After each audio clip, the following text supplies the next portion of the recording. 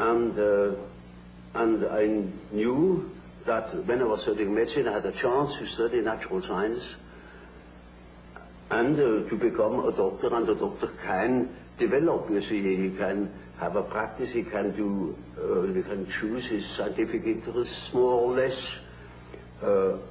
At Allens, I would have more chance than being a schoolmaster. Also, the idea of doing something useful with human beings appealed to me.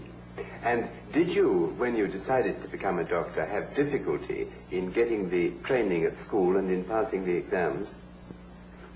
I particularly had a difficulty with certain teachers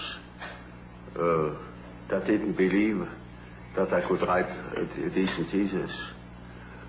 I remember one case where the teacher had the custom the habit to discuss the papers written by the pupils, and he took the best first, and he went through the whole number of the pupils, and I didn't appear, and I was badly troubled over it, and I thought, well, it is impossible that my thesis can be that bad. And when he had finished, he said, there is still one paper left over, and that is the one by Jung. That would be by far the best paper if it hadn't been copied. He has just copied it somewhere, stolen. You are a thief, Jung. And if I knew where you have stolen it, I would fling you out of school. And I got mad, and I said, this is the one thesis where I have worked the most, because the theme was interesting, in contradistinction, you know, to other themes which are not at all interesting to me. And then he said, you are a liar, and if you can prove that you have stolen that thing somewhere, then you get out of school.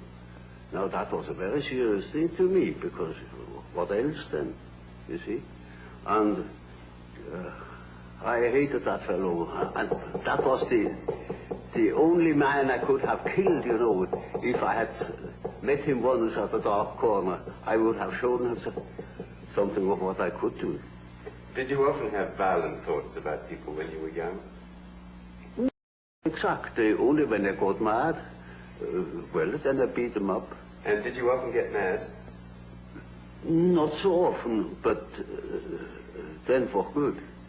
You were very strong and big, I imagine. Yes, I was pretty strong.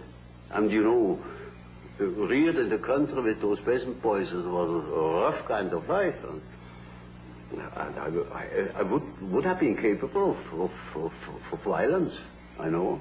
I was a bit afraid of it. So I rather tried to avoid the critical situations because I didn't trust myself. Once I was attacked by about 7 boys, and I got mad, and I took one and just swung him round with his legs, you know, and beat down 4 of them, and then they were satisfied. And were there any consequences from that after? Oh, I should say yes. From then on, I was always suspected that I was at the bottom of every trouble. I was not, but they were afraid, and I was not attacked again. Well, now, when the time came that you qualified as a doctor, what made you decide to specialize in being an alienist? Yeah, that is rather an interesting point. When I had finished my studies practically, and when I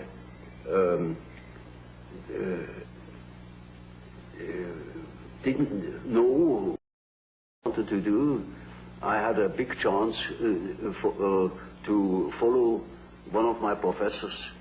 He was called to a new position in Munich, and he wanted me as his assistant. But then, in that moment, I studied for my final examination. I came across the textbook, a textbook of psychiatry.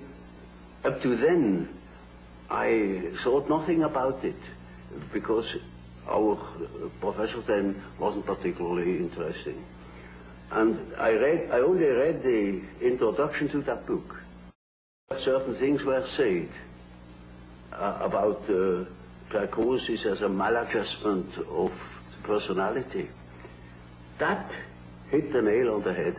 In that moment, I saw I must become an alienist. My heart was thumping wildly in that moment. When I told my professor I wouldn't follow him, I would study psychiatry, he couldn't understand it. My friends, because in those days psychiatry was nothing at all. But I saw one great chance to unite certain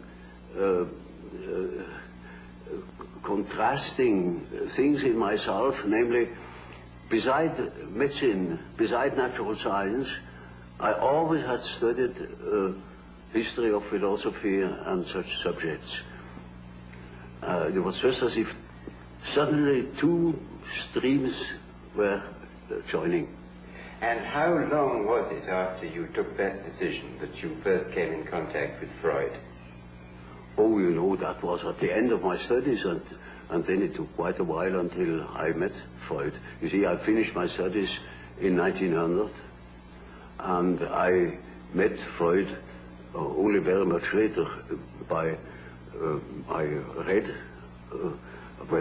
in already read his dream interpretation and the prior Freud studies about hysteria, but that was merely literary, you know. And then in 1907 I became acquainted with him personally. Will you tell me how that happened? Did you go to Vienna? Oh, well, I'd written a book about the psychology of dementia precox, called Schizophrenia then.